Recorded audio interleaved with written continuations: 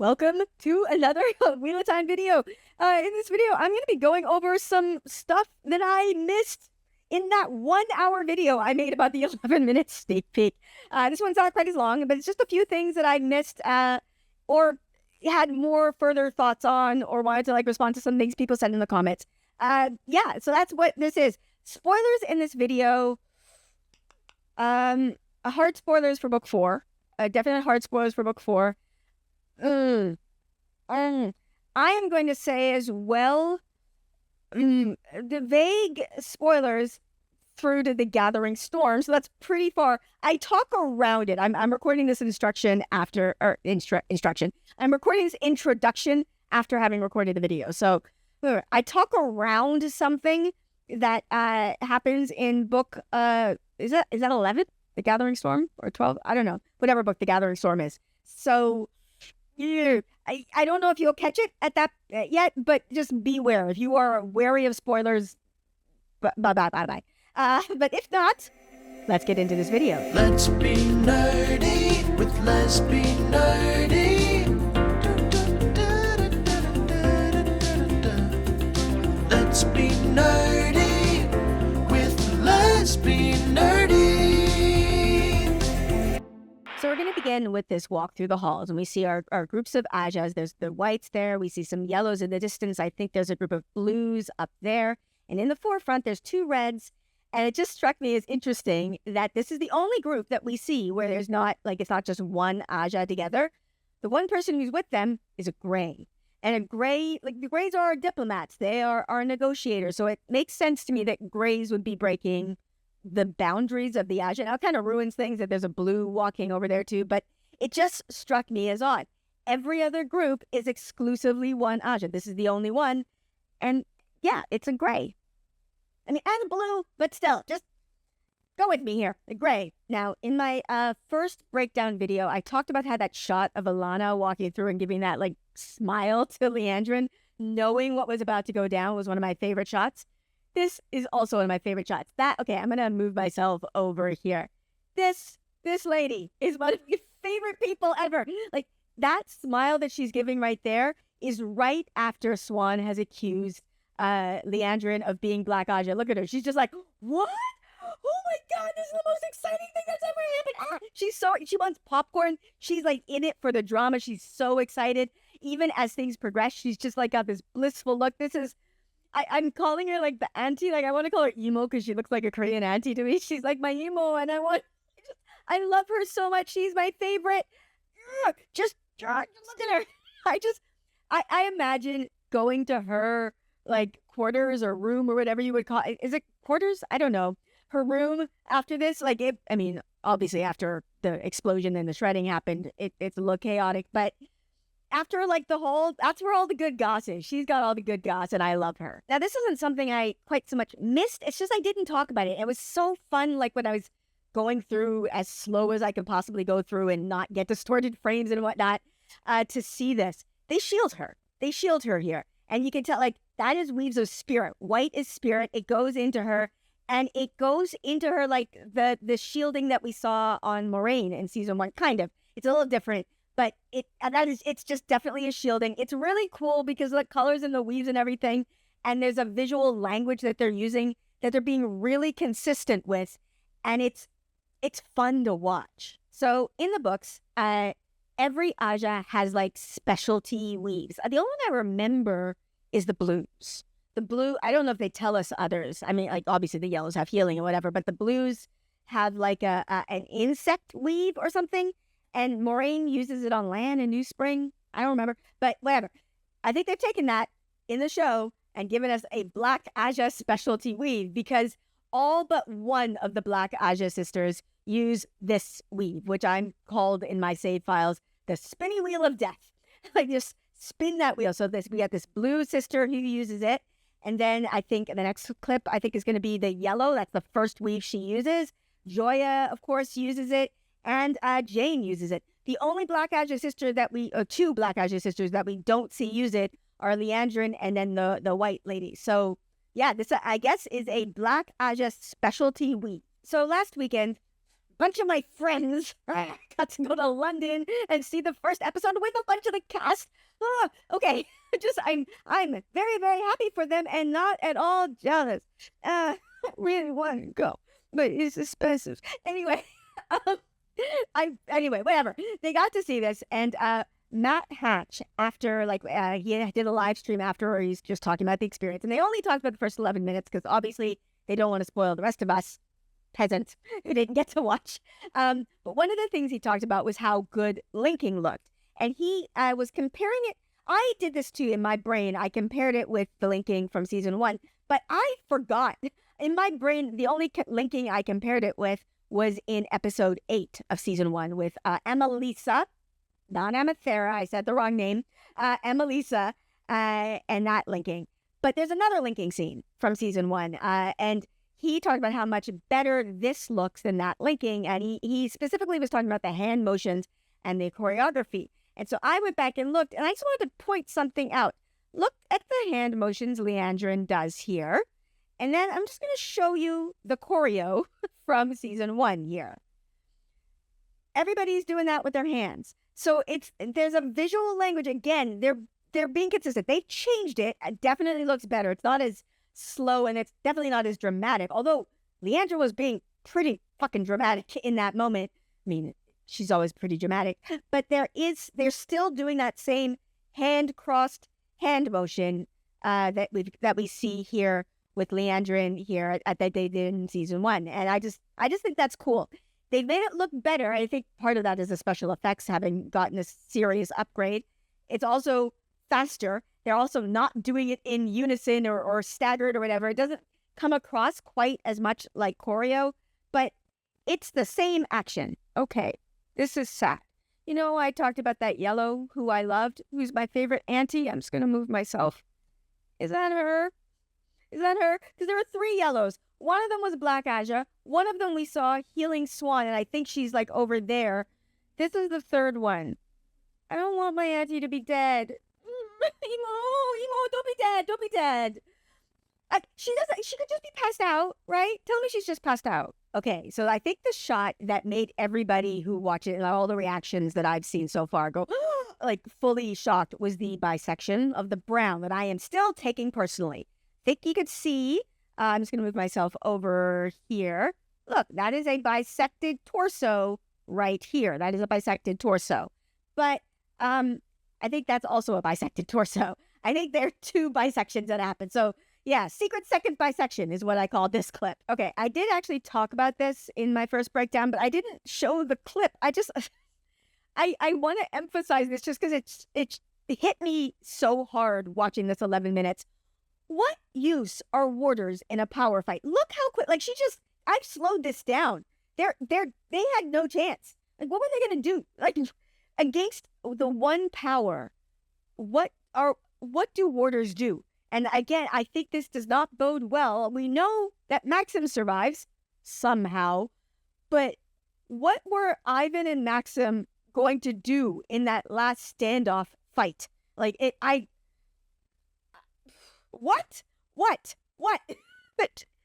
look at that. Okay, so there was some disagreement with me in a comment about basically the Black Aja just reveling in death. Like, Jane here obviously does. Like, nobody disagreed with me about that because she says it. Like, she's like, oh, it feels so good. But some people said that even Chesmal was looking at her like, what the fuck? And so I mean, I could see that being the interpretation there. But the way I read it, and so I'm just going to explain my opinion on this, that wasn't a what the fuck, you creepy girl. This is jealousy. That's how I read it. It's just like, oh man, I wish I could be feeling that because I'm also a creepy ass motherfucker and I want to know what that feels like. Like, that's how I interpreted that look. Open for interpretation, not saying you're wrong and I'm right, or I'm right and you're wrong. Wait, both of those are the same thing. Anyway, sorry. Sometimes I'm so stupid. But I'm not saying either one of us are right or wrong, because it's just a look. We're just going off a look here. But that's how I read this look. So I just want to point something out here. We definitely hear 2 reds talk. We hear this red here, the black lady that we thought was Pravara. And then the other one that there was some like the one who said, I'm with you, Liandrin, no matter what. obviously I've showed this clip now several times. There is a third red here. And the reason I'm showing that is because there's a dead red and there's another dead red's body that we see over here. 2 dead reds very clearly. Now, when I was first thinking about this, I was thinking, okay, this one of the reds might have escaped, because we know, obviously, that Maxim and Ivan escaped this slaughter, whatever it was. But then when I went back to look at it, those 2 reds, there's also what might be a red's arm right here. I don't know. It's just an arm, and it's in darkness, and when I brighten it, I kind of lose the color. I'm not very good at doing the brightening thing, although we're going to talk about that in a minute.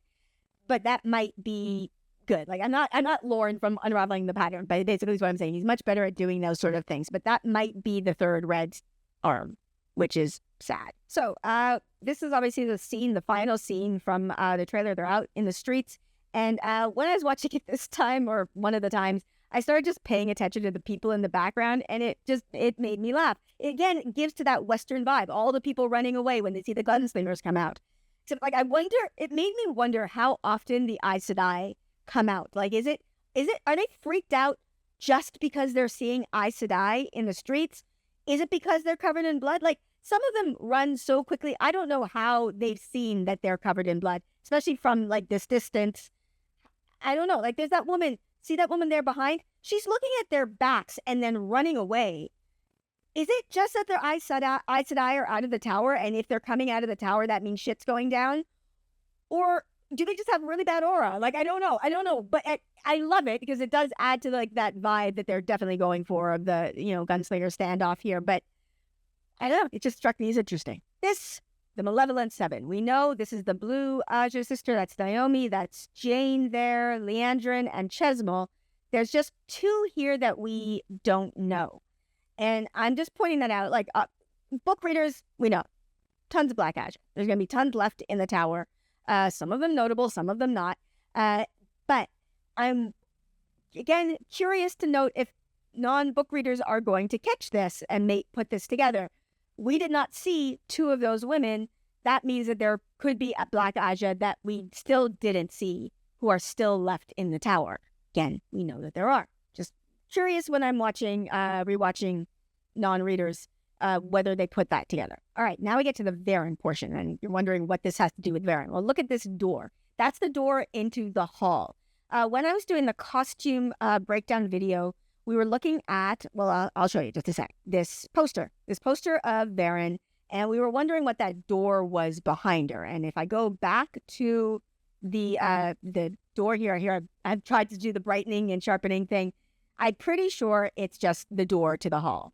So the door behind Varen here is the door to the hall. So when I've seen a lot of people talking about this, they've talked about Varen opening basically this portal into the 13th depository, which, okay, just pointing out, the 13th depository in the books is not this. The 13th depository in the books, I think it's just a library, but it's like got the secret histories, I think is what's got in it.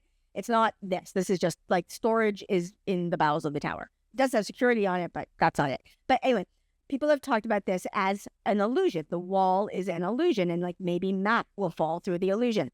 I don't think so. The reason I don't think so is look at the colors. There's green and yellow. Green is earth, yellow is air. I think she's manipulating the stone. She's like manipulating the stone with air and basically creating a hole. There is no door into the 13th repository. You have to do this to get inside. I do think, because I know that some of the speculation has been that Mat will stumble into this, that maybe an illusion will be put up now, but I don't think that that's what she's doing here, just because the colors of these weaves, I know it's not a science, it's magic, but earth and air, to me, does not make illusion. I don't think so. I think for that, you would need air and, maybe water. I don't know. I don't know what you would need to make illusion, but earth and air says to me that she's manipulating the stone. Another thing, there was discussion in the comments of my last video about, I said that this weave that Naomi does was probably compulsion. And I did say, like, compulsion is something that we are definitely going to see this season. I'm pretty sure we even saw it in the trailer with Moggy and Nynaeve. But I had a few people say, I don't think so. It has to be memory stuff. And it's a memory wipe. It's not compulsion. And those two are different things. I don't think so. Largely because, A, in the books, compulsion is literally used to wipe people's memories. Like Moghedien does it to Nynaeve. The first time, might be even the first time we see compulsion used. Ooh, am I right about that? Is book 4 the first time with Moggy and Nynaeve? Or is there, I don't know. But when she does it, she meets them, she compels them to like tell her their secrets and whatever. And then as she's leaving, she says, the only thing you're going to remember is that I came thinking that you were somebody I knew and you weren't. Like she overwrites their memory with compulsion. Also, the show has established that compulsion can be used for memory. In season 2, Verin is questioning Sheriam about the whereabouts of Elaine, Nynaeve, and Egwene, and Sheriam doesn't know. And I'm going to not say spoilers from later on, but y'all who know. But okay, Sheriam doesn't know. And Verin then, when talking with Jessica, who must be protected at all costs, very good. I know it didn't want it to be Naomi, but I also really didn't want it to be Jessica. Pez has just made me so concerned for Jessica. Anyway, but when they're talking, they talk about how Sheriam's handwriting looks like it might be, like it has a tremor to it, and that might be how she's writing if she's under compulsion. They don't say it outright, but the implication there is that Sheriam is not writing that of her own free will. She's also not remembering of her own free will. She doesn't know where they are. Like if the implication is that Sheriam was compelled to falsify the records, then the implication also is that Sheriam was compelled to not remember or to misremember where the girls are. So I think that compulsion and memory wipes, there is definite overlap backed by the canon of the books, but also by the canon of the show. All right, this was what made me want to make another video of things I missed. Okay. Did you catch it? Because it's been here. I've been showing it this entire time. Did you catch it? I might be wrong. I could be wrong, but what I caught here, but I'm pretty sure I caught something really exciting here, and I bet you haven't caught it, so I want to show you a little clearer. Look at that ring-shaped object above this ter'angreal. Oh, you see it? Do you see it? It looks like a ring, perhaps a ring with a weird edge to it. There it is again, just up there. And we don't see Naomi grab it. We see Naomi grab this one. I think the only thing Naomi had a directive to grab was the arm bracer. Could be wrong, but that's my guess. But look, that is a ring. That is a ring that perhaps might be used by someone to learn a new skill. Is it the dream ring? Is it the dream ter'angreal? Is it? Please, I want it to be so bad. I'm so excited. I could be wrong. It could just be nothing, but it's there. It is there. There you have it. Those are my thoughts after having watched the sneak peek multiple times. Also, I was tutoring, I tutor one of my friend's kids here, and she has a TV, and I think I've talked about it before. It's like the size of my bed. And after I tutored her daughter last night, I was like, can I just borrow your TV for like 11 minutes, please? Just watch it again on her TV. I might have to borrow her TV when the show comes out too. Like I'll react on my shitty little monitor, but then I'll go to her house and watch. I have a decent TV, but like it's nothing like hers. Hers is, I did not know they made TVs that big until I saw her TV. That's how big it is. Anyway, let me know if you picked up anything after watching the sneak peek multiple times, over and over and over again, really, really slow. Let me know in the comments below. And let me know your thoughts on what I picked up. If you disagree with me again, let me know. Yeah. And if you like my content and you want to support me, I also have a Patreon that is linked in the description below. To my patrons, as always, thank you so much for your continued support. I could not do this without you, so thank you for so much. And with that, I'm going to end this here. So please like, subscribe, and I'll see you next time. Bye.